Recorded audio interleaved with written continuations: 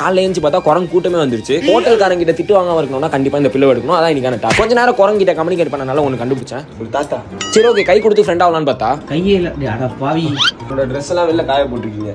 ஐயோ, நானே ஏதோ ட்ரை பண்ணி பார்த்தேன், வேற வழியே இல்லை. குரங்கு லாங்குவேஜ்ல தான் பேசணும்.